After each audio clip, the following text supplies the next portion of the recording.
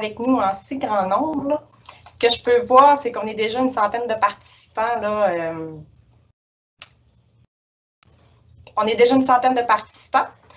Donc, c'est notre premier webinaire organisé par ECOB Recherche et Transfert du Cégep de Jonquière. On va avoir une série de 4 webinaires.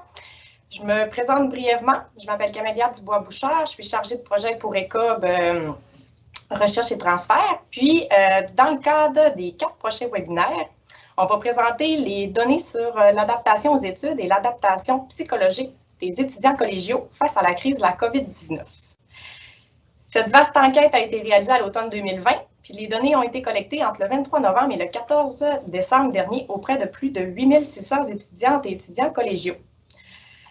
Le webinaire d'aujourd'hui s'intitule « Les étudiants collégiaux et les études à distance pendant la pandémie. Dans quelles mesures s'y sont-ils adaptés? » Les prochains webinaires à venir et à mettre déjà à votre agenda, je le sais qu'on a déjà le lien là, pour le prochain qui sera le 19 mars et qui va s'intituler « Adaptation psychologique des étudiants collégiaux face à la crise de la COVID-19 entre troubles émotionnels et résilience ».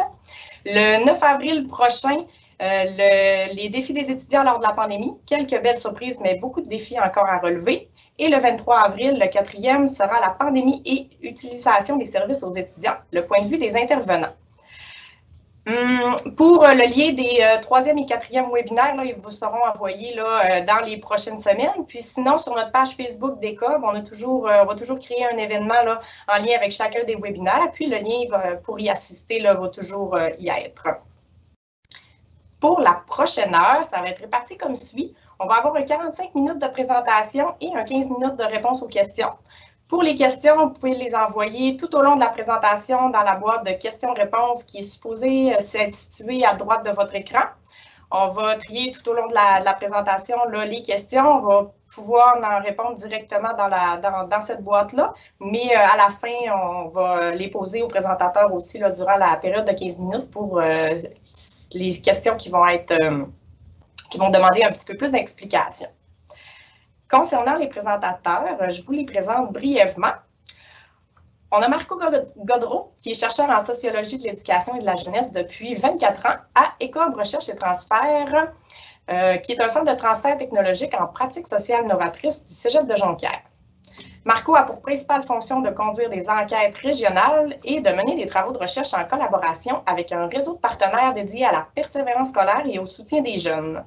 Les résultats de recherche produits contribuent à la concertation des actions entreprises à cette fin par les commissions scolaires, les collèges, les universités et les autres organismes qui œuvrent pour la réussite éducative des jeunes. Marie-Ève Blackburn est chercheure à ECOB depuis 2003 et co-titulaire depuis 2016 de la chaire de recherche conjointe UQAC-Cégep de Jonquière sur les conditions de vie, la santé, l'adaptation et les aspirations des jeunes, qui est la chaire Visage. Ses intérêts de recherche touchent particulièrement l'évolution du bien-être psychologique et social des jeunes, tels que leur estime de soi et leur satisfaction corporelle, de même qu'aux questions touchant à leur insertion professionnelle et à leur parcours scolaire. Stéphane Roy est professeur de sociologie au Collège La Flèche depuis 1995. Il est titulaire d'un baccalauréat en psychosociologie de la communication, d'une maîtrise en sociologie et d'un certificat en pédagogie collégiale. Il a participé à plusieurs projets de recherche au niveau collégial portant sur la motivation scolaire, les thèmes sociaux, la réussite éducative et le rapport aux autres cultures. Il est également professeur associé à l'Université de l'Ontario français. Finalement, Daniel Landry est professeur de sociologie au Collège La Flèche depuis 2005 et cumule également des expériences en recherche sur la motivation scolaire, la réussite éducative, les temps sociaux et plus récemment le rapport que les étudiants entretiennent aux autres cultures. Stéphane et Daniel collaborent avec ECOB depuis l'automne dernier. Donc, je laisse la parole à Marie-Ève et je vous souhaite une bonne présentation. D'abord, bonjour. Il y a d'autres personnes qu'il ne faut pas oublier, des personnes clés dans le processus lié à cette recherche-là. Benjamin Gallet, d'abord, chercheur à ECOB, qui est l'instigateur de la recherche. Alexandre Roy, technicien en recherche sociale à ECOB, qui s'est occupé de l'accueil de la base de données et des analyses principalement. Camélia Dubois-Bouchard, que vous venez de rencontrer, qui est la chargée de projet. Et Joanie Paré, intervenante sociale au Collège O'Sullivan, qui est associée à ce projet depuis ses tout débuts. On tient aussi à remercier d'abord les participants qui ont rempli le questionnaire avec sérieux et intérêt. Ils sont plus de 8600, près de 8600 à avoir répondu au questionnaire. On tient aussi à remercier tous les membres des comités d'éthique à la recherche des 18 cégeps participants qui nous ont accommodés, qui ont des fois devancé leur projet, leur réunion pour nous accommoder et qui nous ont vraiment beaucoup aidé à pouvoir réaliser l'enquête. On ne peut pas passer sous silence non plus que cette enquête-là a été rendue financièrement possible grâce au soutien financier du ministère de l'Enseignement supérieur dans le cadre du chantier sur la réussite en enseignement supérieur qui a financé ECOB et qui nous a permis de réaliser cette enquête-là. Je vais vous décrire l'échantillon d'abord. Comme je vous disais, c'est un total de 8581 étudiants qui ont rempli le questionnaire de façon sérieuse et en quasi-totalité. Ces participants-là proviennent de 18 collèges et 6 centres d'études qui ont participé à cette enquête-là, qui se situe un peu partout dans tout le Québec. On a vraiment des représentants de plusieurs des régions du Québec. Pour ce qui est de la distribution des échantillons, on a 73% des participants qui sont des étudiantes et 25% qui sont des étudiants. Une proportion de 1,2% se sont identifiés comme non-binaires, fluides en genre ou bispirituels. La proportion plus élevée de femmes qui participent aux études par volontariat est un phénomène bien connu à lequel on n'a pas pu se soustraire ici. Pour ce qui est de l'âge, les groupes sont distribués de cette façon. Environ le cinquième de l'échantillon ont 17 ans et moins, 19,5 %, 41,8 % ont 18 et 19 ans, 38,7 % ont 20 ans et plus. Donc, ça correspond quand même bien à ce qu'on peut s'attendre de l'âge des étudiants collégiens. Une proportion d'environ 7 % ont un enfant à charge, ce qui est non négligeable là, dans la conciliation études-vie personnelle des étudiants collégiaux. 5 % se sont identifiés comme des étudiants internationaux. Cette proportion-là diverge d'un cégep à l'autre. Il y a des cégeps qui accueillent plus d'étudiants internationaux que d'autres. Ça va être des études qu'on va poursuivre un peu plus loin, un peu plus tard là, dans notre processus là, sur comment eux, en particulier, ont pu vivre leur adaptation aux études à distance. Et enfin, 3 % s'identifiaient comme des personnes autochtones dans notre échantillon. Par rapport à leur secteur d'études, 50 % sont des étudiants du secteur technique, 37,6 % sont des étudiants du secteur préuniversitaire, 7,6 % sont des étudiants de la formation continue, 4,4 % de tremplin DEC, ce qui représente quand même une proportion qui est assez représentative des étudiants des différents cégeps. Par rapport à leur régime d'études, la quasi-totalité sont inscrits à temps plein, 95 % est inscrit à temps plein dans leur régime d'études aux études collégiales. 37,2 % sont à leur première session d'études à l'automne dernier, étaient à leur première session d'études à l'automne dernier, et 42 % dans leur première année de programme d'études. Si on parle des troubles, les difficultés, les handicaps que les jeunes ont, parce qu'on veut tracer un portrait global là, des jeunes, 61,5 % des étudiants ont affirmé n'avoir aucun trouble, difficulté ou handicap affectant leur quotidien. Ce qui signifie quand même que 38,5 % ont rapporté avoir une de ces difficultés ou troubles. Évidemment, il s'agit ici de données auto-rapportées, c'est aucunement un diagnostic officiel là, à lequel on fait référence, mais 38,5 % ont rapporté avoir au moins un trouble, une difficulté ou un handicap qui avait de l'impact sur leur quotidien. Parmi les troubles rapportés, on parle de troubles de santé mentale là, tels que l'anxiété, la dépression et tout ça pour 23 % d'entre eux et 17 % de déficience neurologique là, dans lequel appartient la grande famille des TDAH. Le reste, ce sont des proportions peut-être un peu plus faibles.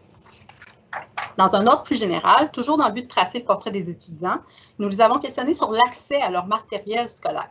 D'abord, bonne nouvelle, 96,5 % des étudiants ont toujours ou souvent accès à un ordinateur. C'est ce qui est très important lorsqu'on fait des études à distance. 92 % ont accès à un microphone, 90 % à une caméra, donc ça va quand même bien à ce niveau-là. Toutefois, 83,7 % ont souvent ou toujours accès à leurs livres et matériel de cours. 76,5 % ont accès toujours et souvent à Internet haute vitesse, ce qui est bon, mais il reste que 25% qui n'ont pas accès toujours souvent à Internet haute vitesse, ce qui peut être un frein majeur lorsqu'on suit des études à distance. Enfin, deux autres catégories là, pour lesquelles on a un nombre de répondants moindre, puisque plusieurs personnes qui ne se sentaient pas concernées par ces catégories-là. Le logiciel spécialisé, évidemment, mettons dans un programme d'études préuniversitaires comme tel que sciences humaines, on n'a pas nécessairement accès à de logiciels, nécessairement besoin d'avoir accès à des logiciels spécialisés, mais dans certaines techniques, c'est très important. 68% des étudiants ont dit qu'ils avaient toujours ou souvent accès à leur logiciel spécialisé, alors que c'est 8% qui disent qu'ils n'ont jamais accès à ces logiciels-là, ce qui peut être aussi également un frein important à la poursuite des études à distance. Enfin, on parlait tout à l'heure des jeunes qui avaient manifesté avoir des troubles. Pour plusieurs d'entre eux, il faut avoir accès à du matériel adapté, tel que des calculatrices partantes ou des souris adaptées. Bien, 63% ont manifesté avoir toujours et souvent accès à ce matériel-là. Par contre, près de 24%, le quart d'entre eux n'ont jamais accès à ce matériel-là. On sait la proportion des répondants à cette question-là c'était environ 60% de l'échantillon, puisque plusieurs ne se sont pas sentis concernés par cette question-là. Toujours dans le but de tracer le portrait de notre échantillon, pour faire un portrait avant d'aller plus en détail sur les questions relatives à leur acceptabilité ou à l'égard des études à distance. Une forte proportion affirme avoir une connaissance suffisante de l'informatique, 90%, 9 étudiants sur 10 ont une connaissance suffisante de l'informatique. Par contre, 70% ont accès à un lieu propice aux études, ce qui signifie que 30% n'ont pas accès à un lieu propice aux études. On avait précisé en parenthèse pour qu'ils comprennent bien ce que ça veut dire, une pièce exempte de bruit, par exemple. Donc, 30% des étudiants qui sont en ligne sont peut-être dans leur cuisine avec du monde qui se promène autour, si on veut. Les manifestants ont manifesté les participants ont manifesté plusieurs inquiétudes relatives à leur étude à distance. On vous en nomme ici. D'abord, un point positif, près du 3/4 de l'échantillon ont hâte au retour à un enseignement exclusivement en présence, car ils s'ennuient de leur vie sociale sur le campus. Donc, merci d'avoir permis un retour à cet hiver en partie, mais la vie de campus leur manque. 61% de l'échantillon sont préoccupés par le calcul de la cote R. On sait que celle-là permet d'entrer ou non dans certains programmes universitaires. Et d'autres, finalement, une certaine proportion, 42%, ont des inquiétudes sur leur réussite relative à l'épreuve uniforme de français, leur permettant d'avoir leur diplôme collégial ou non. Voilà, maintenant je passe à la parole à Marco qui va vous parler de l'abandon. Oui, bonjour tout le monde. Ça me fait plaisir de vous retrouver aujourd'hui. On va commencer par une donnée un peu plus difficile, disons ça comme ça. L'abandon des études à l'automne 2019. Ceux qui ont abandonné un ou plusieurs cours, c'est le lot de 17% des étudiants de notre échantillon dans les 18 collèges participants. C'est quand même une bonne proportion. Mais quand on regarde la proportion qui ont songé à abandonner tous leurs cours à l'automne 2020, ça atteint pratiquement 30% de notre échantillon. On sait bien qu'il y a des sous-groupes d'étudiants qui, on sait là, par des études antérieures auprès des étudiants en tremplin DEC ou les étudiants admis conditionnellement ou les étudiants en première session, que cette proportion-là peut atteindre dans certains sous-groupes plus difficiles 33-36%, mais dans un échantillon représentatif de l'ensemble des étudiants, 30%, c'est quand même une proportion qui nous semble assez conséquente. Pourquoi ils ont songé à abandonner? Bien, on avait une question ouverte, puis on a confié l'analyse de cette question à mon collègue Stéphane Roy, qui va vous en faire part. Bon, merci Marco. Donc, évidemment, les préoccupations liées à l'abandon sont de plus en plus une question de l'heure dans le réseau, puis Marco le mentionnait très bien. On les a interrogés. Pourquoi tu songerais à abandonner les cours? Puis, on s'aperçoit que c'est multifactoriel. Il y a 4 éléments qui semblent jouer un rôle important, puis ces éléments-là se combinent aussi un à l'autre. Donc, ils ne sont pas indépendamment un de l'autre. Ces 4 éléments-là sont la motivation scolaire, les cours en ligne, les problèmes scolaires, particulièrement la charge de travail, puis la santé mentale. La citation qui est présentée par l'édition dans cette diapo-là le démontre très bien. Il regroupe presque l'ensemble de ces données-là. Déprime, anxiété, perte de motivation, charge de travail qui augmente, car le temps pour réaliser le travail double en raison de la difficulté que j'éprouve à me concentrer quand je suis pogné chez moi sans faire quoi que ce soit d'autre. Normalement, je vais étudier dans un café car justement, il m'est difficile d'étudier chez moi. Donc, on voit que c'est multifactoriel et tout au long des prochaines diapos, quand je vais aborder ces notions-là, ça se recoupe. On parle de motivation, de cours en ligne qui viennent expliquer la chute de la motivation, des problèmes de santé mentale aussi. Donc, c'est interdépendant un à l'autre. Donc, si on va à la motivation scolaire, on sait que c'est sans surprise que le manque de motivation scolaire est en lien direct avec l'engagement des étudiants, puis la réussite aussi au collégial. Le contexte de la pandémie, les cours en ligne, les problèmes scolaires ont certainement joué sur la motivation des jeunes. Ça, c'est certain. D'autres facteurs comme l'orientation scolaire, la préparation inadéquate aux études collégiales ou les stratégies d'enseignement mériteraient aussi d'être explorés aussi. Là, on ne l'a pas fait dans le cas de cette présente enquête-là, mais il y a des hypothèses qui mériteraient qu'on pousse un petit peu plus loin par rapport à ça. Si on regarde ce que les étudiants nous ont dit, les cours m'intéressent moins que je pensais, moins de motivation. Je ne trouve plus la motivation pour poursuivre mes études à cause de la crise sanitaire et l'annulation de mes stages d'été. Je trouvais que ça me ralentissait dans mon programme. Prochain facteur, les cours en ligne. Bon, évidemment, les cours en ligne ont représenté un grand défi pour nos étudiants collégiaux. Faire des études en ligne, ça demande un grand sens de l'organisation, d'autonomie puis de la discipline. Puis le collégial, c'est une période où les jeunes de 17, 18, 19 ans souvent développent ces compétences-là. Donc, ils vivent et en même temps ont à développer ces compétences-là. Puis évidemment, ça n'a pas été facile pour eux, les cours en ligne, pour beaucoup d'entre eux. Aussi, les jeunes de cet âge-là ont besoin d'être en contact avec des personnes, d'autres jeunes, d'autres enseignants aussi, en personne. Les liens sociaux sont importants pour développer leur personnalité, puis aussi développer leur esprit critique aussi. Lorsqu'on les a interrogés, ils nous ont dit les cours en distance sont beaucoup moins motivants pour moi que les cours en présence. Le manque de contact avec les autres étudiants et les enseignants est un frein important à ma motivation scolaire. Un autre étudiant nous dit les cours en ligne sont difficiles à suivre. On peut parfois perdre le fil au cours et être distrait. Ce n'est pas vraiment facile. Les professeurs font du mieux qu'ils peuvent, mais les cours en ligne ne seront jamais comme les cours en présentiel. Un autre étudiant nous dit l'école en ligne, c'est difficile. On ne peut pas toucher ou voir la matière. Ce n'est pas concret. C'est seulement de la théorie pratique.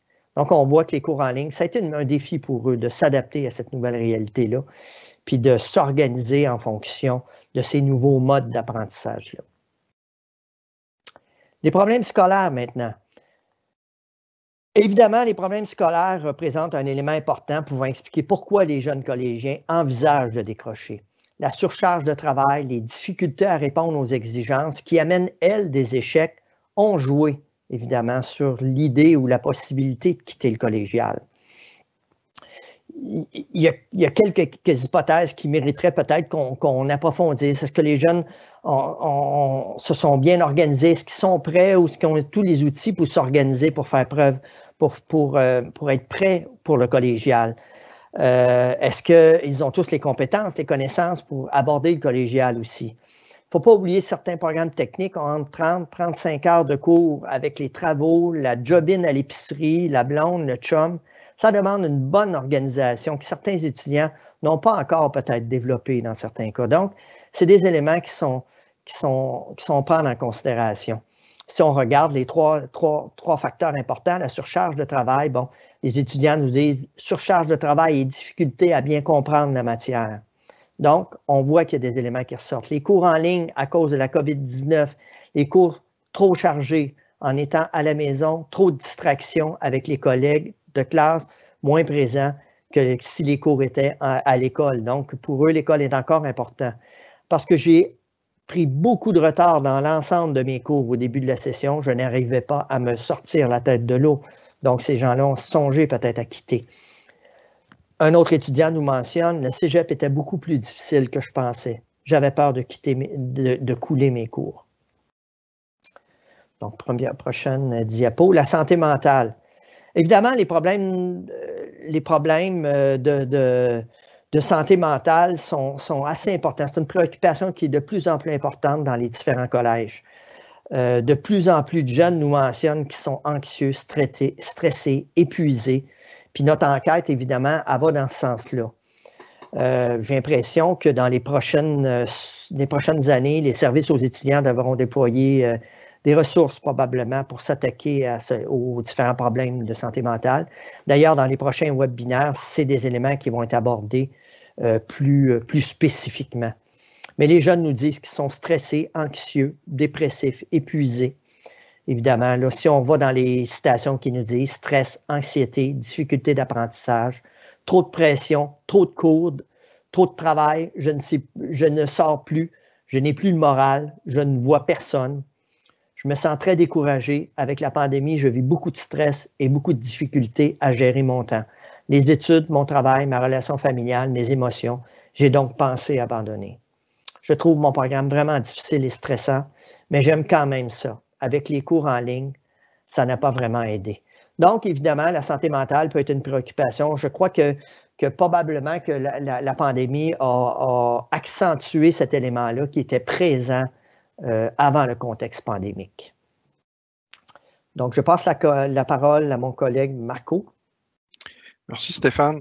Ça, c'était le résultat préliminaire d'une analyse des 500 premiers commentaires qu'on a eu le temps d'analyser jusqu'à maintenant sur les 2500 étudiants qui ont pris le temps de nous dire pourquoi ils avaient songé à abandonner leur cours. Mais Stéphane et Daniel nous disaient qu'après, déjà là, après 500, il y avait un peu une forme de saturation. On est assez confiant que les 4 ensembles d'éléments dont on vient de parler là vont résister à l'ensemble de l'analyse. Abordons maintenant l'appréciation et les effets observés par les étudiants concernant les modalités d'enseignement qui ont, on le sait, changé dans le réseau collégial. D'abord, les effets plus générales, disons ça comme ça, c'est des opinions plus générales, globales. 66% des étudiants ont dit qu'ils sont satisfaits de la manière dont le collège a mis en place des mesures pour les protéger face à la pandémie. Donc, l'aspect protection, là, quand on doit se rendre sur le collège, 66% sont satisfaits. Par contre, il y en a quelques pourcentages de moins qui se disent je sais moins ce qu'on en attend de moi dans les différents cours. C'est plus difficile de comprendre les attentes. Les changements pédagogiques dans les méthodes d'enseignement génèrent un stress important chez moi. C'est le cas de 60% des étudiants. Donc, quand on a parlé tantôt là, de stress, d'anxiété, puis on va en parler encore davantage dans le prochain webinaire qui sera consacré à ça, mais c'est le changement pédagogique qui est vraiment identifié par les étudiants comme une source majeure liée à tout ça. Ma charge de travail collégiale a considérablement augmenté. C'est le cas de 58% des étudiants dans nos 18 collèges participants. C'est pas banal. Là, il y a un élément de comparaison avec avant la pandémie. C'est pourquoi j'ai mis là, dans le petit carré au milieu, j'ai isolé les étudiants qui ont une expérience de vie collégiale de 3 sessions ou plus. Puis, chez ce groupe-là, là, ceux qui sont vraiment en mesure de comparer, la proportion qui pense que la charge de travail a quand même augmenté. Là, elle est dans ce groupe-là de 66%. Donc, eux sont en mesure de comparer, puis ils sont encore plus nombreux à dire qu'elle a augmenté. Mon cégep offre un enseignement d'aussi bonne qualité qu'avant. Je suis bien désolé de devoir vous dire que c'est le cas de seulement que le quart des étudiants qui sont de cette opinion-là. Encore là, si on compare, si on regarde le sous-groupe de ceux qui ont une expérience de 3 sessions ou plus, ça monte à 31, ouf, mais ce n'est qu'encore que le tiers qui sont de cet avis-là. Donc, il y a quand même un élément sur la valeur qu'on accorde à notre formation, à notre diplôme qui est là. C'est un élément important de motivation sur lequel il faudrait peut-être travailler avec nos étudiants si on veut remonter la motivation dont on a parlé tout à l'heure. Maintenant, en ce qui concerne les examens à la session d'automne 2020, les examens présentiels, il y a 64% des étudiants qui ont été confrontés à cela. Puis c'est lié à cette forme-là a engendré chez 46% des étudiants, ils ont observé des effets négatifs sur leur stress. C'est plus élevé que chez les 85% qui ont eu à faire des examens en ligne synchrones, là où il y a 45% des étudiants qui ont observé des effets négatifs sur leur stress. Alors, on le sait, c'est toujours stressant, un examen là, à la base, mais il y a un élément de présentiel dans des circonstances peut-être liées à la sécurité.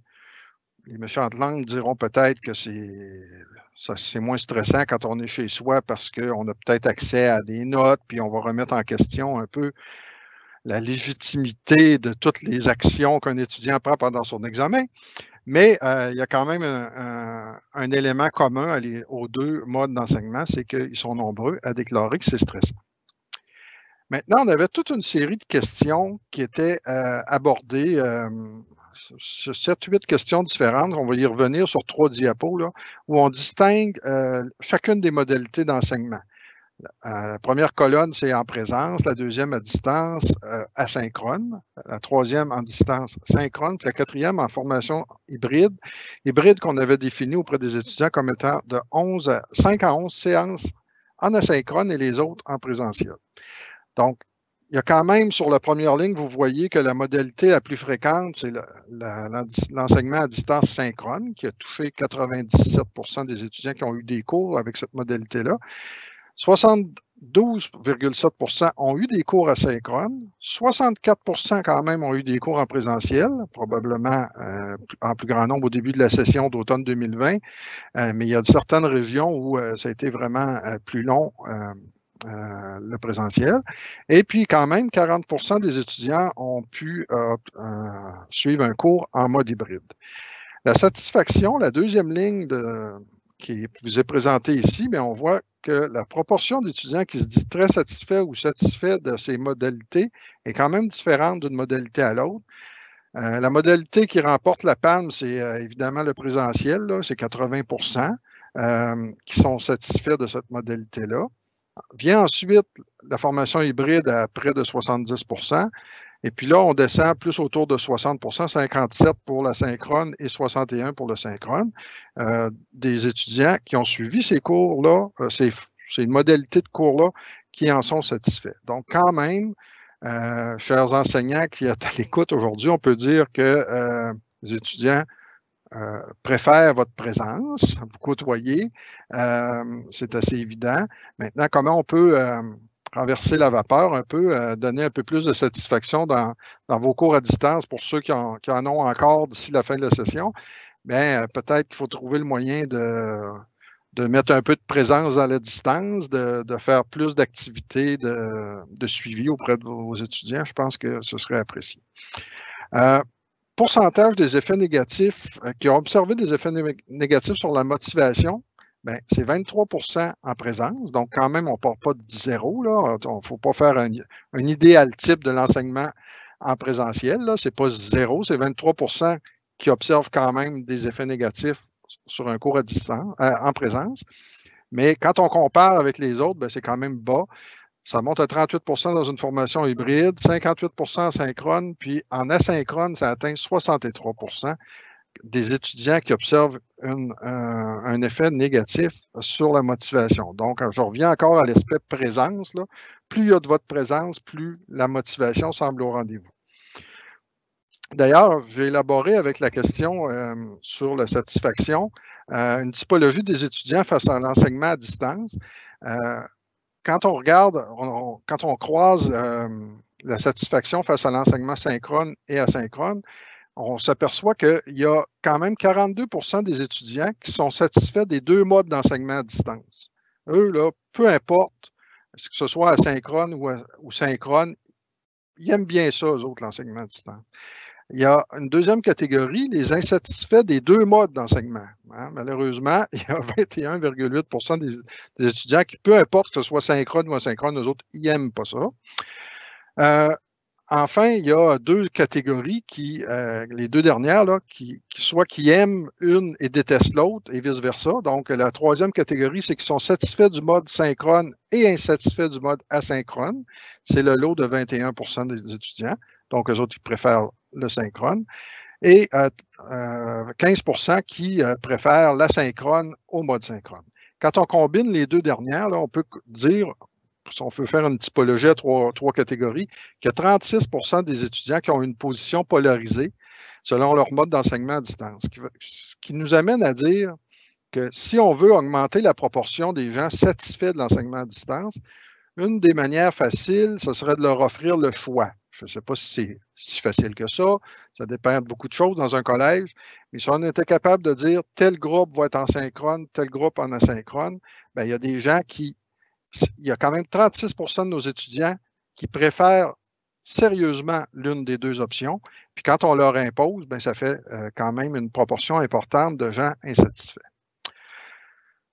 Continuons sur les modalités comparées, là, comme on a fait depuis le début. Vous voyez encore 5 nouvelles données là-dessus. Le pourcentage des étudiants qui ont observé des effets négatifs sur l'apprentissage de connaissances ou de compétences, bien, il y a 17 des étudiants qui ont suivi des cours en présence qui observent des effets négatifs sur l'apprentissage de ce mode-là.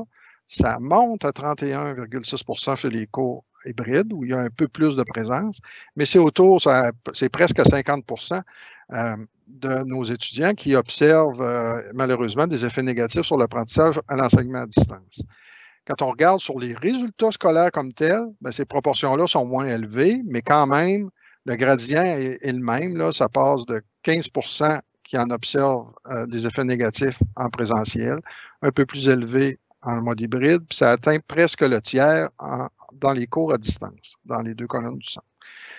La proportion des étudiants qui observent des effets négatifs sur le stress, bien là, malheureusement, c'est assez élevé un peu partout. On le disait tout à l'heure, c'est un mal actuellement. Il y a un malaise autour du stress, 41 même en présentiel, mais ça atteint 55 parmi les gens qui ont suivi des cours à distance. Les effets négatifs observés par les étudiants sur la gestion du temps, bien, ils sont le tiers, 32,6 qui en observent des effets négatifs sur leur gestion du temps quand ils doivent suivre un cours en présentiel. Ça monte à 42 en hybride, à 45 en synchrone, puis à 49 en asynchrone. C'est contre-intuitif un peu parce que dans la littérature avant la pandémie, on disait que le mode asynchrone permettait une certaine liberté, que les gens qui ont des horaires compliqués pouvaient un peu s'y adapter davantage, que les étudiants qui avaient besoin de prendre plus de temps, de pouvoir réécouter un cours, reculer, écouter une définition, avaient plus de liberté. Mais là, ce n'est pas ce qu'on observe. C'est la même chose, le même phénomène s'observe ici aussi sur la dernière ligne, les effets négatifs constatés à propos de la capacité d'organisation et de planification de l'étudiant. Vous voyez, ça passe aussi là, du simple au double, 28 en présence à 48 en asynchrone. C'est quand même une bonne progression, puis c'est un peu contre-intuitif. Il faut se rappeler qu'avant la pandémie, les choix de mode à distance, synchrone, asynchrone, c'était un peu plus quelque chose qui allait laisser au choix des étudiants. Ce n'était pas quelque chose d'imposé, premièrement. Puis, il faut peut-être se poser la question jusqu'à quel point, là, dans leur vie, qui est un peu toute monotone dans la même pièce, là, un peu plus qu'avant, mettons. Tout le monde est dans sa chambre pour ses loisirs, ses cours, son travail. Tout le monde est un peu isolé dans sa même pièce. Peut-être que c'est rassurant d'avoir un horaire fixe. Peut-être que c'est rassurant à cet âge-là d'avoir un encadrement de ce type-là dans le temps. C'est peut-être pas à négliger non plus. Donc, c'est difficile de comparer avec la littérature d'avant. Enfin, la dernière diapo qui compare les 4 modalités d'enseignement qu'on a exposées aux étudiants, ça concerne leur appréciation de la capacité d'adaptation des enseignants à donner ces nouvelles formules-là, à changer leur cours pour s'adapter aux 3 autres modes. Là. Bien, évidemment, il n'y a pas de données sur le présentiel parce qu'il n'y avait pas besoin d'adaptation. Donc, il y a quand même 24 des étudiants qui disent qu'un cours asynchrone suivi chez eux, là, tous les profs ont bien adapté leur cours à cette formation-là.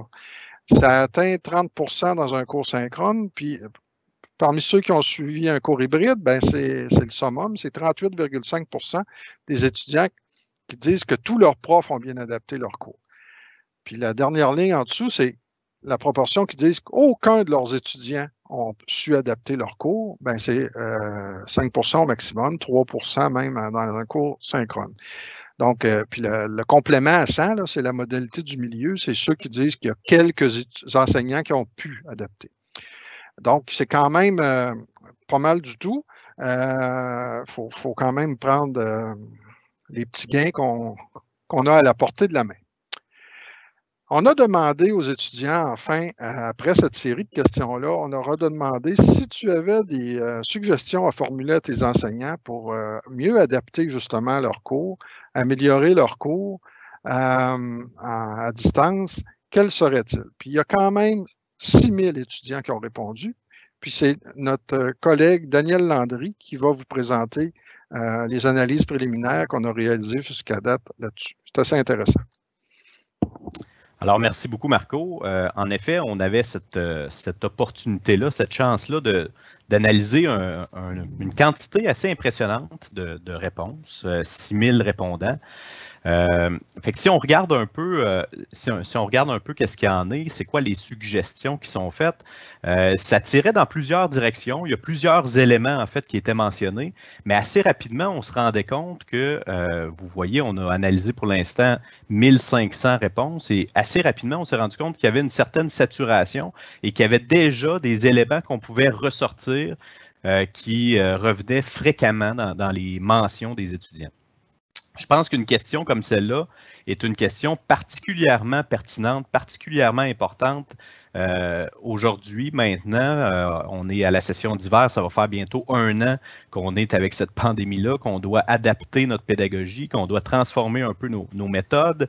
Alors, c'est toujours inspirant, puis même moi, Stéphane et moi, quand on analysait les réponses, on trouvait ça inspirant de voir les différents commentaires, les différentes interventions que les étudiants faisaient sur plusieurs facettes, plusieurs aspects, en fait, de l'enseignement tel qu'on l'a adapté. Alors, 3 grandes catégories de réponses, les outils technologiques, la charge de travail et l'organisation du cours. Donc, on va les regarder un à un. On va commencer avec les outils technologiques.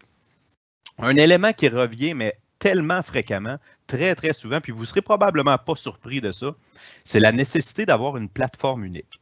Chaque collège, chaque cégep a dû s'adapter rapidement, adopter certaines plateformes, changer certaines plateformes qui étaient utilisées traditionnellement, puis que finalement, on a fait le saut vers autre chose.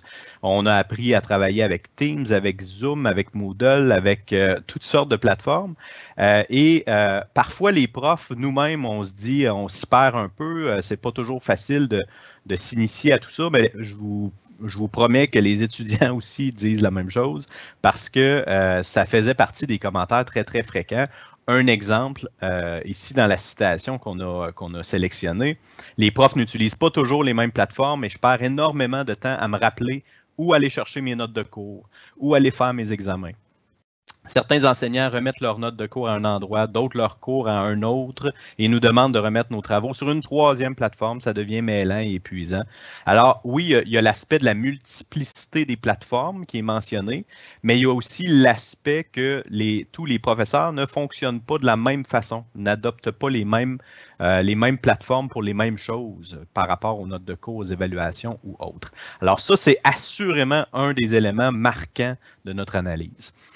Sinon, des opinions très diversifiées. Je pense que Marco l'a très bien illustré tantôt là, par rapport au fait que tous les étudiants ne s'entendent pas sur la meilleure façon d'enseigner. Il y en a qui ont adoré le synchrone, il y en a qui ont adoré le asynchrone, le hybride. On a reçu des commentaires vraiment qui allaient dans plusieurs directions, mais je pense que c'est intéressant d'aller voir précisément qu'est-ce qui est dit pour chacun des éléments. 2 exemples qui vont à l'opposé ici dans les citations. D'une part, j'aimerais être capable d'avoir des cours en direct pour au moins faire semblant qu'on essayait de garder une routine. Avoir des caméras ouvertes pour voir et parler à d'autres êtres humains de temps en temps aurait été apprécié.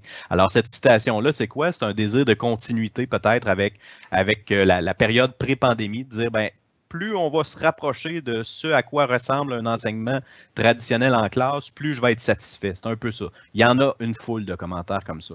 Mais à l'opposé, d'autres étudiants nous disent, ben non, si possible, personnellement, je trouve beaucoup plus motivant de faire des cours asynchrones, puisque cela nous permet de mieux gérer notre horaire, de reculer si on ne comprend pas certains concepts.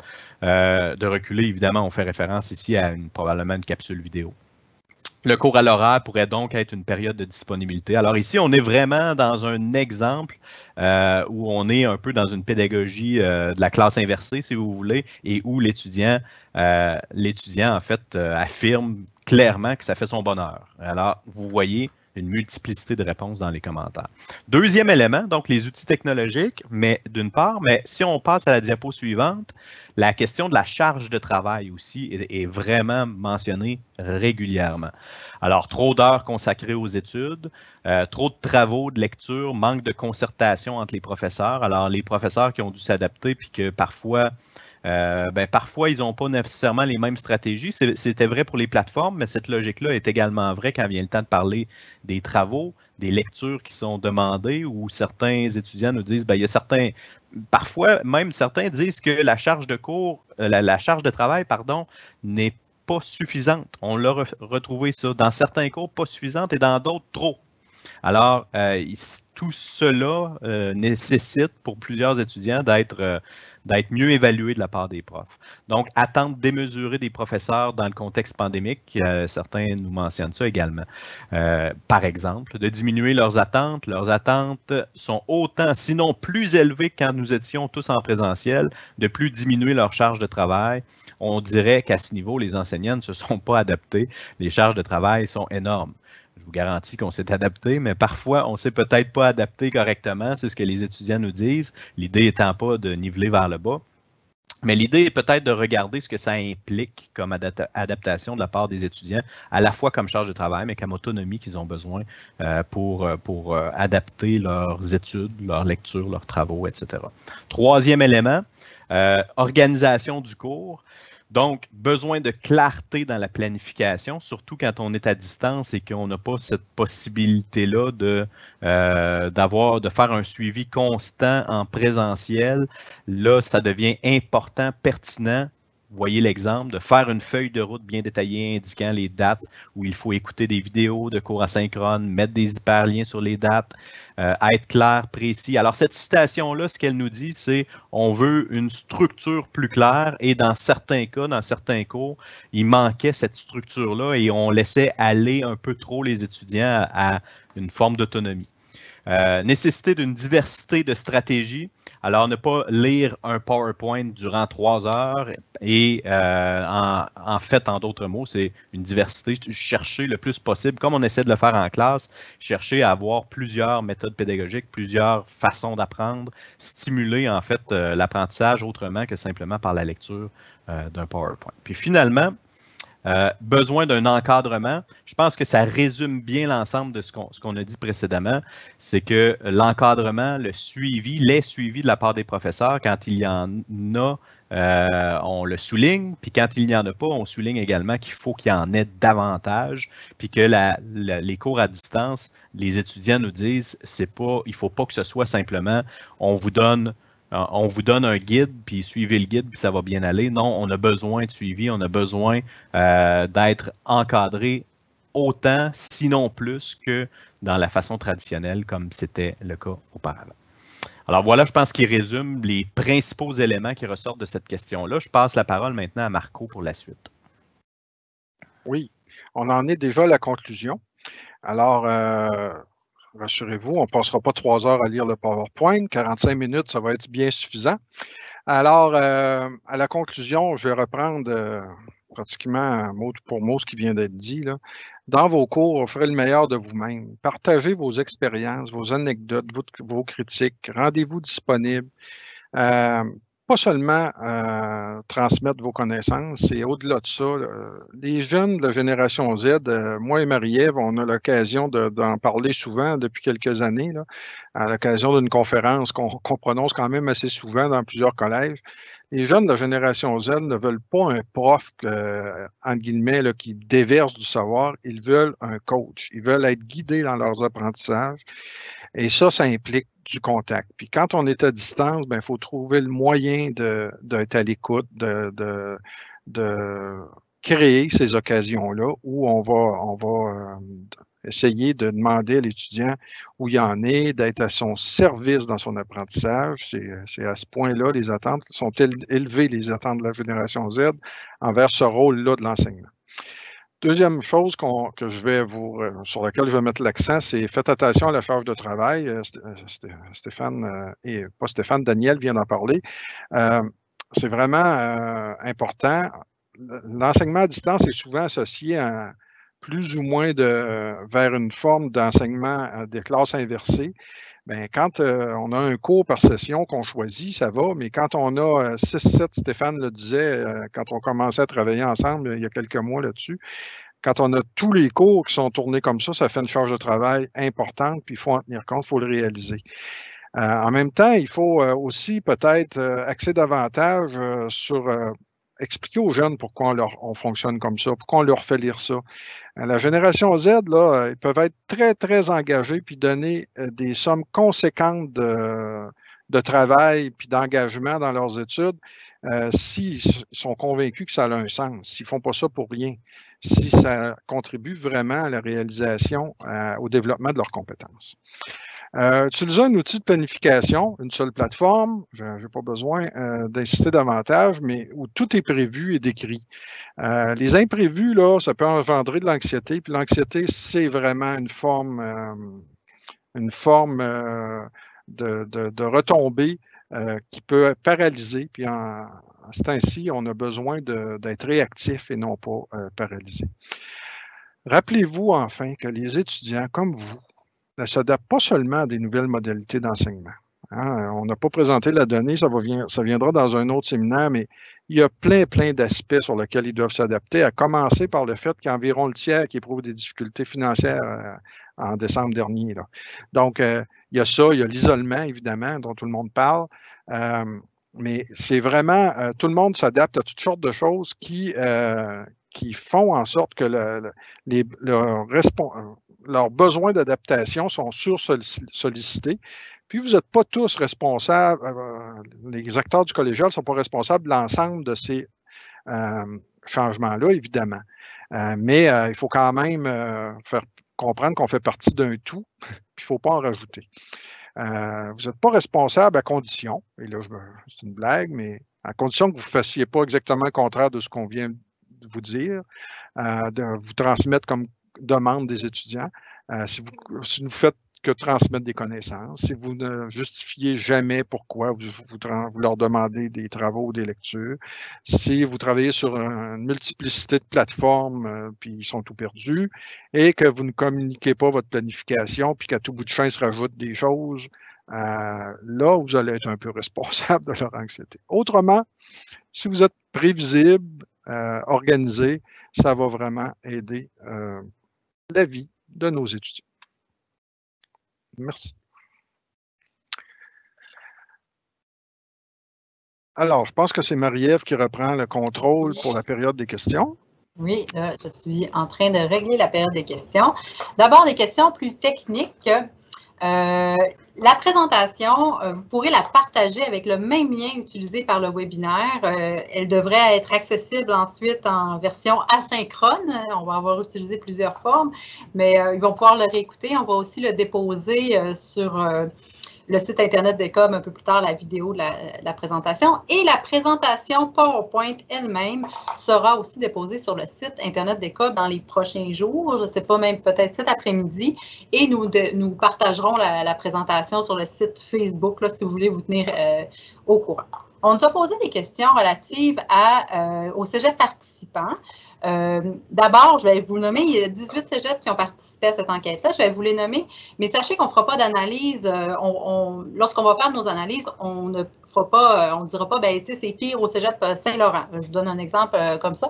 Ça va être des données qui vont rester confidentielles. Chacun des cégeps participants vont avoir accès à leurs propres résultats dans les prochaines semaines. Vous comprendrez qu'on n'a pas encore réalisé les portraits individuels institutionnels, mais chaque cégep va avoir accès à ses propres données que nous, on ne diffusera pas. Les 18 cégeps participants sont le cégep de l'Abitibi, le cégep de Chicoutimi, le cégep Garneau, les cégeps de Gaspésie et de la Madeleine, le cégep Gérald Godin, le cégep de Jonquière, évidemment, à laquelle on appartient, le cégep de Lapocatière, le cégep Marie-Victorin, le cégep de Rimouski, le cégep de Rivière-du-Loup, le cégep de Rosemont, le cégep de Sainte-Foy, le cégep, le collège O'Sullivan, le collège La Flèche, le cégep Saint-Laurent, le cégep Thetford et le cégep d'Alma. Donc, ces cégeps-là ont tous participé et leurs composantes aussi, leurs centres d'études qui sont plus particulièrement associés à leur cégep. Donc, voilà une chose de réglée. On nous a posé certaines questions sur des analyses peut-être un peu plus précises. Une question qui est relative par rapport au manque de motivation, est-ce que le taux est plus élevé dans des régions éloignées? Ces analyses-là plus précises n'ont pas encore été réalisées, mais ce sera éventuellement, on va comparer peut-être des cégeps de région versus des cégeps de centre, des grandes agglomérations de cégeps, un peu plus tard, là, dans les prochains mois, dans nos analyses supplémentaires. On nous a aussi posé une question par rapport aux étudiants internationaux. Est-ce que certains d'entre eux ont étudié à partir de leur pays d'origine? On peut vous répondre que oui, mais est-ce que si on a des résultats sur cette situation-là, ce n'est pas encore des résultats qu'on a explorés, mais ça sera fait assurément là, dans les prochains mois, prochaines semaines. Donc, des questions qui sont plus générales. Plus spécifique. Là, par exemple, je pourrais poser une première question à Stéphane, là, qui, un participant nous a dit, on comprend que c'est difficile la situation, notamment au niveau de la motivation, mais en même temps, est-ce que ça veut dire qu'on accélère leur autonomie? Est-ce que tu peux répondre à cette question-là par rapport à leur autonomie? Est-ce que tu as vu ça dans les données? Bien, ce qu'ils nous disent, c'est que ça se fait en parallèle. L'âge du collégial, la période du collégial, c'est une période où ils sont encore en train de développer l'autonomie. Il y a des jeunes qui nous arrivent qui sont autonomes, responsables, organisés, mais il y a une partie de nos jeunes aussi qui nous arrivent et qui n'ont pas encore développé ces qualités-là. Donc, le collégial, c'est une occasion, c'est une période où ils ont à développer ça. Évidemment, les étudiants de première année, première session, qui sont rentrés dans un contexte de pandémie où ils ont eu des cours en ligne, mais pour eux, ils étaient placés tout de suite, immédiatement devant la situation. Puis certains ont dû s'adapter très rapidement, puis certains ont été capables de bien le faire. Mais pour certains autres jeunes, ça a été un peu difficile de pouvoir s'adapter puis de développer cette sens d'autonomie-là. On les accompagne, mais pour les accompagner là-dedans, ça prend une structure, un cadre, des grilles, ainsi de suite. Ça prend du temps, puis il faut les faire travailler avec leur horaire, ainsi de suite. Ça peut paraître un peu étrange, mais il y en a qui travaillent très peu avec leur horaire, ainsi de suite. Donc, comment on planifie notre session, comment on planifie notre semaine aussi, puis qu'est-ce qu'on met en priorité. Donc, ces éléments-là, c'est des choses parce qu'on sait que le contenu SECO ou collégial, des travaux dans différents cours, des notes des travaux à faire, des devoirs, des examens. Il y a beaucoup de choses pour lesquelles ils doivent s'adapter au tout début. Puis pour eux, ben, ça se fait en parallèle, je dirais. Ça favorise effectivement leur autonomie, ça les amène parce qu'ils n'ont pas le choix. Moi, je le vois là, parce que j'ai des étudiants qui viennent de la pandémie, mais qui ont 1 an ou 2 de plus dans le corps comme expérience. Ils sont très autonomes parce qu'effectivement, le système les a obligés à devenir plus autonomes compte tenu du contexte de la pandémie. Merci Stéphane. Ensuite, des questions, je pense qu'ils vont peut-être s'adresser à Marco, mais si Daniel ou Stéphane, vous voulez répondre, là, soyez les bienvenus. On nous a posé la question, nous avons vu qu'une majorité de répondants, 74%, ont répondu avoir hâte à un retour à un enseignement exclusivement en présence. Avez-vous ou envisagez-vous songer les étudiants à savoir si un retour partiel en présentiel en pandémie en milieu de session suite à une adaptation à la modalité en ligne serait reçu positivement par ceux-ci et serait favorable à la santé mentale du nombre d'entre eux?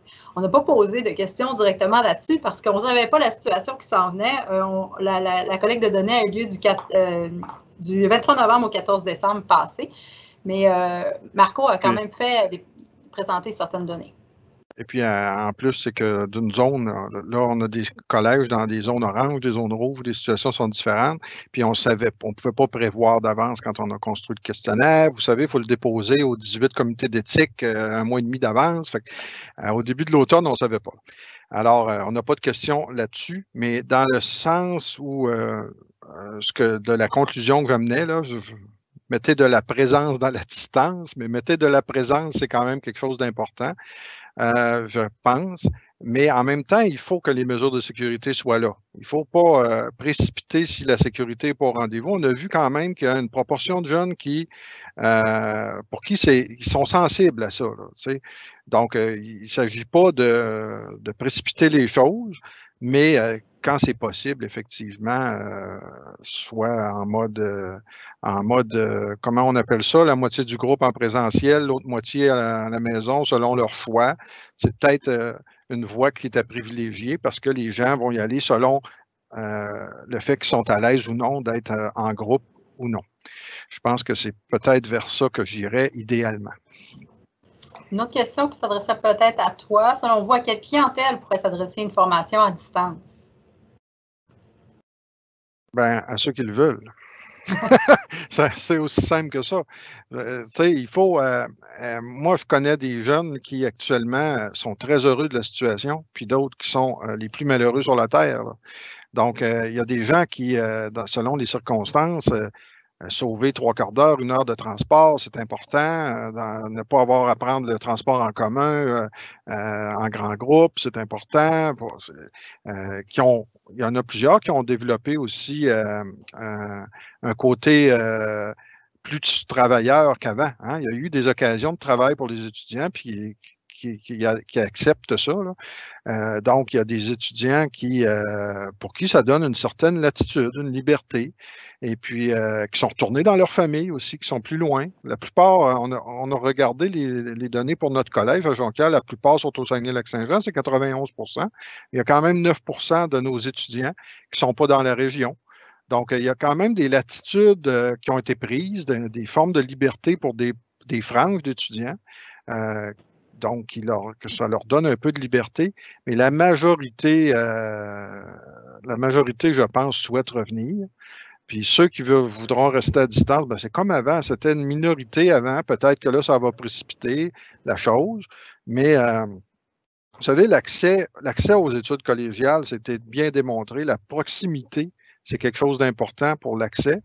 Le fait qu'on n'a pas observé de baisse à la fréquentation l'automne dernier, c'est peut-être lié aussi au fait que les études étaient accessibles en ligne aussi, que ce n'était pas engageant, etc. Il y a toutes sortes. Il y a l'argument et son contre-argument, mais ça dépend des gens. Je pense qu'il faut respecter ça. Croyez-vous que les modalités d'apprentissage fixes, qui restent les mêmes pour toute la session et stables, ont une incidence sur la capacité d'organisation et de planification des étudiants et du même fait sur la gestion de leur stress? Je pense encore à toi que ça s'adresserait, Marco. Je ne sais pas, honnêtement. Je ne sais pas, les deux profs, là, Stéphane et Daniel, avez-vous une opinion là-dessus? Ben, moi, si je peux me permettre, j'aurais tendance à dire un peu comme on a parlé tout à l'heure des multiples plateformes, puis du fait que la multiplicité des plateformes obligeait une plus grande adaptation, puis pouvait mener à plus de stress, etc. Ben, c'est un petit peu la même chose quand on fait des allers-retours entre les façons de faire présentielles ou non, puis on change parce que là, tout d'un coup, il faut se confiner, puis là, on revient en présence, puis c'est assurément pas idéal, puis on comprend que plus on peut faire de présentiel, mieux c'est. Je pense mieux c'est pour tout le monde, mais en même temps, ça a aussi des impacts dans cette capacité d'adaptation. Il y a des étudiants qui s'adaptent très, très bien au changement, puis qui vont, qu'eux autres, il n'y a aucun problème, puis on peut les avertir à la dernière minute que ça va changer pour la semaine prochaine, puis ça ne causera aucun stress. Mais pour d'autres étudiants, cet inconnu-là de dire, hey, on ne sait pas dans 2-3 semaines s'il ne va pas falloir changer notre façon de faire, cet inconnu-là peut générer du stress, assurément. Puis là, ici, je ne fais pas tant parler les données ici que je fais parler mon expérience de ce que je vois, de ce que je perçois chez mes étudiants. Peut-être que je me trompe, mais je pense qu'en effet, une stabilité dans la façon de faire jusqu'à la fin de la session enlèverait peut-être une dose de stress pour certains étudiants. Excellent. Daniel, tant qu'à t'avoir, on nous demande, c'est quoi un étudiant de la génération Z? Ah, c'est une bonne question. En quoi? En 30 secondes? Les étudiants de la génération Z, ben, on peut faire une espèce d'idéal type de ce que c'est. On a souvent parlé de justement la techno, mais là, on se rend compte qu'avec la techno, c'est pas si simple que ça, puis que l'adaptation à la techno, c'est peut-être pas une caractéristique générationnelle tant que ça. Assurément, je pense que les étudiants de la génération Z, ça va être des étudiants qui vont vivre dans cette société-là en changement dans laquelle on est présentement, une société qui est plus numérique, c'est sûr. C'est pas tant, je pense, les caractéristiques des étudiants qu'il faut regarder que les caractéristiques de la société dans laquelle ils sont. C'est ça qui va être très déterminant, je pense, dans la définition d'une génération, c'est l'environnement dans lequel ils sont. Ça fait que si on regarde un peu le monde dans lequel on est, le monde dans le changement dans lequel on est, puis qu'on regarde, qu'on essaie de comprendre pourquoi les niveaux de stress augmentent dans notre société, pourquoi il y a certains enjeux qui n'étaient pas là il y a 10 ans, il y a 15 ans, puis qui le sont maintenant, je pense que ça, ce sont des caractéristiques propres aux étudiants qu'on a dans nos classes. Cela dit, je pense que ça prendrait... faudrait que je développe plus longuement que ça. Fait que, je pense qu'on peut quand même dire que c'est des étudiants qui vivent qui lancent plusieurs dimensions de leur vie en parallèle. Ça, c'est quelque chose où il y a comme une pression de performance. Faut faire tout bien. Être un bon travailleur, être un bon étudiant, un bon amoureuse ou amoureux, être des bons enfants, avoir des bonnes notes. Il faut tout faire bien, il faut voyager de par le monde, il faut, tu sais, et puis qu'ils saisissent l'occasion quand ça se présente. Et puis qu'ils en profitent de la vie. Là, tu sais, c'est facile à comprendre. Si c'est possible de faire un beau voyage autour du monde, on saisit l'occasion à cet âge-là, c'est merveilleux. Mais en même temps, ça fait une surcharge de travail. Là. Tout ce qu'on a dit, surcharge de travail actuellement pour la pandémie, on le disait quand même avant la pandémie. C'était une génération qui avait tendance à partir beaucoup de projets en parallèle, avoir des enfants, on le voit, là, c'est presque 7% dans notre échantillon. Donc, c'est vraiment une caractéristique et sociétale, parce qu'il y a plus de possibilités, mais dans laquelle les jeunes embarquent de plein pied, qui en profitent, qui saisissent les occasions. On a une sous-question. Il nous resterait peut-être 3 autres questions là, que j'ai notées. Là, après ça, j'en prendrai plus, mais il y a quelqu'un justement toujours sur la génération Z. La génération Z est très exigeante face au rôle de l'enseignant, mais connaissent-ils bien leur rôle? Il y a peut-être un des profs là, qui pourrait répondre à cette question-là. Veux-tu y aller, Daniel? Tu peux y aller, Steph. OK. Bon, bien évidemment, bien connaître le métier d'enseignant, pas d'enseignant, d'étudiant, parce que souvent, on parle souvent du métier d'enseignant, mais on ne parle pas du métier d'étudiant. Puis on oublie de leur expliquer qu'être étudiant, c'est un métier en soi, que ça exige du temps et ça exige aussi des compétences, soit de l'organisation, de l'autonomie, ça prend aussi de la discipline, ça prend de la rigueur aussi. Donc, c'est des qualités qu'un étudiant doit développer pour exercer son métier d'étudiant. Or, je suis d'accord en disant que certains étudiants nous arrivent et ils ne connaissent pas leur métier d'étudiant. Et c'est à nous de les amener à apprendre leur métier d'étudiant. Mais en même temps, il faut leur dire, ben écoute, c'est ton travail, là, à temps plein, tu es étudiant à temps plein, c'est ton métier. Qu'est-ce que ça prend pour être un bon étudiant? Tu ne peux plus lire tes textes sur le coin d'une table en 5 minutes. Tu ne peux pas faire tes travaux sur un bout de papier puis remettre ça à tes profs. Le métier d'étudiant au collégial et à l'université, ben, il va être beaucoup plus exigeant puis il va être différent aussi de ce que peut-être tu as vécu. Donc, il faut qu'on les amène à développer ces aptitudes-là. Il y en a qui l'ont très bien et puis qui maîtrisent très bien ce métier-là d'étudiant. Mais il y en a pour lequel, avant même d'exercer leur profession d'étudiant, il faut leur montrer c'est quoi les responsabilités qui impliquent d'être un étudiant, puis qu'est-ce que ça fait un étudiant, c'est quoi être le métier d'un étudiant. Donc ça fait partie de ce qu'on fait comme prof, que je trouve important aussi. Mais c'est ça, mais il faut aussi comprendre les limites du prof, puis le prof doit mettre lui-même ses limites à la base. Absolument. 2 autres questions qui sont ensemble un peu. Là. Il y a quelqu'un qui a de la misère à comprendre la conclusion de Marco à l'effet de mettre la présence à distance puisque les résultats du mode hybride sont plus satisfaisants pour les étudiants que les modes exclusivement en direct ou exclusivement différés. La bonne conclusion, c'est de varier les modes. Non. Mais pour répondre à cette question-là, Marco, il y a quelqu'un qui nous pose la question, avez-vous analysé les méthodes pédagogiques, les stratégies les plus efficaces aux yeux des étudiants? Non. On n'a pas fait ça.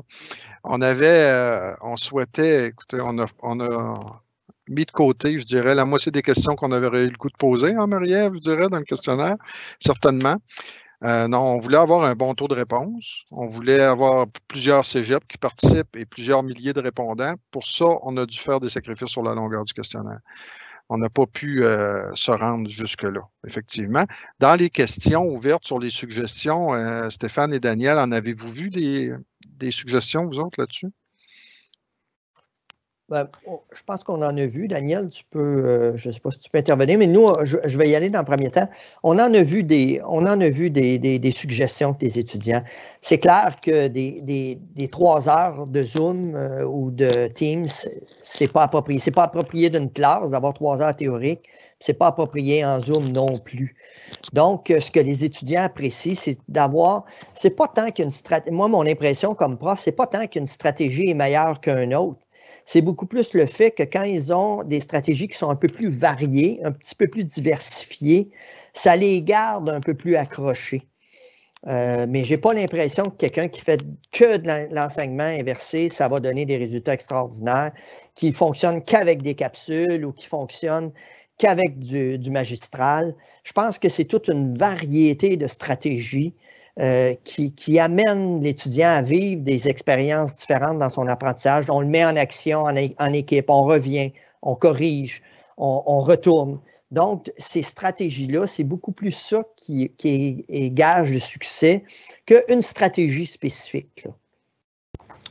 Pour compléter, les commentaires étaient souvent des commentaires en lien, évidemment, avec des préférences des étudiants, mais leurs préférences ne signifient pas pour autant qu'on peut généraliser à l'ensemble des étudiants, assurément. Puis il y en a, en effet, je le disais tout à l'heure, qui ont adoré, par exemple, l'asynchrone, extraordinaire, puis ils le soulignent à quel point c'était merveilleux, puis que tous les profs devraient faire ça. Sauf que l'étudiant suivant dit à peu près le contraire. Donc, c'est difficile de faire des généralisations pour cette raison-là. Puis, en effet, dans les commentaires, je dirais, juste pour compléter, qu'il y avait peut-être plus d'éléments sur ce qui ne marchait pas que sur ce qu'on devrait mettre en place. Alors, c'était beaucoup des commentaires de ça, les profs ne devraient pas faire ça, mais encore une fois, si on cherche à trouver la solution ou disons la méthode qui ressort du lot puis qui est la marche à suivre, elle ne ressort absolument pas de nos données. Puis en fait, je ne pense pas qu'il faut la chercher. Je pense qu'il faut davantage chercher une multiplicité de façons de faire, comme Stéphane le mentionne. Puis pour revalider ma conclusion, ce que je voulais dire, c'est offrir à chaque étudiant des occasions d'avoir un contact, même virtuel, là, dans l'enseignement à distance. Je ne dis pas qu'il faut s'en aller vers l'hybride, ce n'est pas ça que je voulais sous-entendre. Ce que je veux dire, c'est que quand on doit donner un cours à distance, qu'on prévoit des moments où l'étudiant puisse parler avec son enseignant. Parler, tu sais, juste parler. Pas obligé de toujours déverser du savoir, dire toi, qu'est-ce que tu veux faire, ton travail, comment ça avance, as-tu pensé à telle autre chose, etc. L'accompagner. As-tu pensé à faire autre chose, à aller plus loin dans ce sens-là? Avoir des moments d'échange privilégiés, ça prend du temps. Mais est-ce que c'est possible d'en faire un petit peu plus? C'est juste ça qui était ma proposition. Et j'ajouterais peut-être un dernier élément. Je ne sais pas si vous m'entendez? Oui. Oui, bon. Un dernier élément, c'est que ce qu'on a vécu avec les pandémies puis tous les outils qu'on a développés, je pense que l'après-pandémie, il y a des choses intéressantes qu'on a développées qui vont pouvoir être réutilisées par la suite. Donc, même si on va retourner en présentiel éventuellement, moi, j'ai développé des outils comme prof qui vont être réutilisés dans ma carrière future comme enseignant parce qu'il y a des choses vraiment intéressantes parce qu'on a été poussé par la pandémie dans nos recoins les plus difficiles. Ça nous a amené à développer des choses qui seront drôlement intéressantes puis réutilisables dans un contexte non pandémique. Voilà. Donc, je vous remercie énormément de votre attention. Je vous rappelle que 3 autres webinaires qui s'en viennent dans les prochaines semaines, à laquelle on vous invite à assister. Je vous rappelle que le webinaire actuel, si vous voulez le partager à vos collègues, il est accessible, il sera accessible immédiatement à la fin de celui-ci en cliquant exactement sur le même lien. On a 2 autres petites questions rapides. Peut-on avoir le questionnaire? On aimerait faire une petite enquête locale. Je vous invite à communiquer avec l'équipe de recherche. On est une équipe très ouverte à vous partager, mais il va peut-être avoir des recommandations nécessaires pour l'utilisation du questionnaire. Et ce serait bien d'avoir des capsules avec des étudiants qui nous parlent un vox pop pour faire circuler le message. Je suis parfaitement d'accord avec vous. Et on est en train de rechercher des solutions justement pour diffuser plus largement de façon originale les données de ce projet-là. Et ça fait partie des solutions qui sont envisagées. Je ne sais pas quand est-ce que ça va être fait, mais dans les prochaines semaines. C'est que je vous remercie énormément de votre attention. Au revoir.